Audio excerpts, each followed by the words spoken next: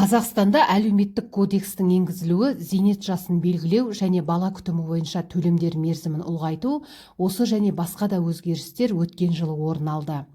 2024 жылдан бастап зейнеткерлер көбейген зейнетақы ала бастады. Жәрдемақыға да қосымша ақы қосылды. Өткен жылы Қазақстандағы әлеуметтік салада біршама өзгерістер орын алды.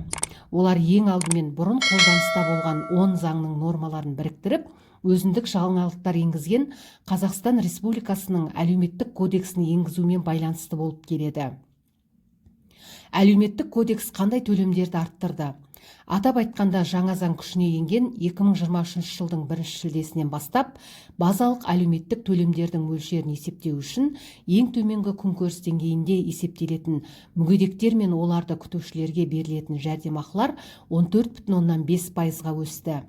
Мәселен, бұрын жалпы аурудан бірінші топтағы мүгедектер айына 1,92 айлық есептік көрсеткіште жәрдемақы алатын болса, қазір жәрдемақы 2,2 айлық есептік көрсеткіште немесе 89.248 теңгеге дейін өсті. Өмір сүру құны көтерілген сайын бұл төлем жыл сайын артады. Сондай-ақ асыраушысынан айырылған отбасыларға, 7 және одан да көп бала туып тәрбиелеген көп балалы аналарға, сондай-ақ арнаулы мемлекеттік жәрдемақы алушыларға әлеуметтік кодексте жәрдемақының жаңа мөлшерлері белгіленді. 1 шілдеден бастап жерлеуге төленетін төлемдер де 2 есеге жуық, дәлірек айтсақ, олардың айлық есептік көрсеткіштегі мөлшері өсті.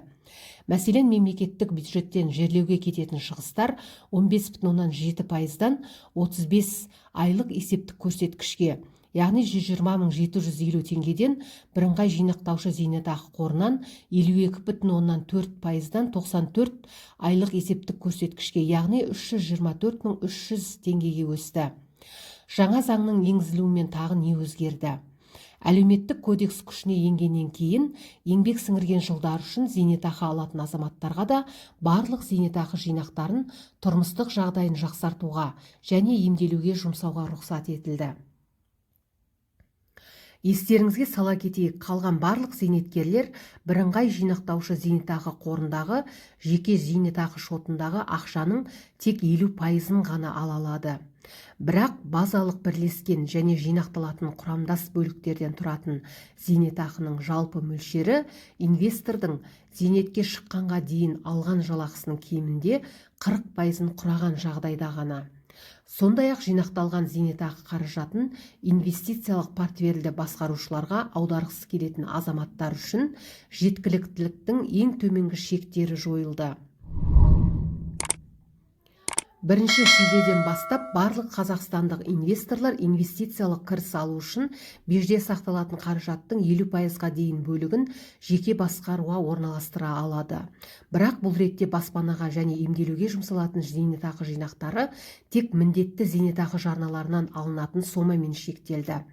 Жаңа жылдан қандай өзгерістер күтілді және жыл басында қазақстандықтар үшін әлеуметтік саладағы өзгерістер күтілді.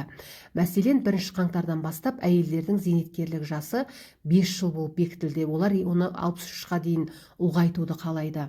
Нәтижесінде 2028 жылға дейін әйелдер 61 жаста зейнетке шығады. Осы сәттен бастап базалық зейнетақы төлемін де кезең-кезеңімен көтеру басталды. Бұған дейін оның ең төменгі мөлшері ең төменгі күнкөріс деңгейінің 54%-ын құраса, биылғы жылы ең төменгі күнкөріс деңгейінің 60%-ын немесе 24.341 теңгені құрады. Өсу жалғасады. Жасы бойынша зейнетақы төлемдерін ынтымақты зейнетақы алатындардың біразында қуанышты жаңалық күтті. Атап айтқанда, 1 қаңтардан бастап оны есептеу үшін қолданылатын шекті кіріс 46 айлық есептік көрсеткіштен 55 айлық есептік көрсеткішке ұлғайтылды. Яғни бұрын 158.700 теңге болатын болса, 2024 жылдан бастап 189.750 теңгеге өсті. Соның нәтижесінде жалақысы мүмкін болатын шекті деңгейден асатын азаматтардың ынтымақты зейнетақылары өсті. Жалпы заңнамаға енгізілген өзгерістерге байланысты төлемдердің өсуі 1,4 миллион зейнеткерге әсер етті. Олардың зейнетақы мөлшері көбейді.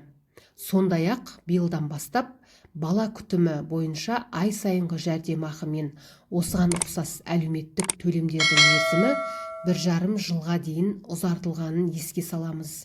Бұл жас аналар үшін үлкен көмек болып отыр. Осылайша өзгерістер елдегі барлық дерлік әлеуметтік топтарға әсер етті. Алдағы уақытта тағы да өзгеріс болуы әбден мүмкін.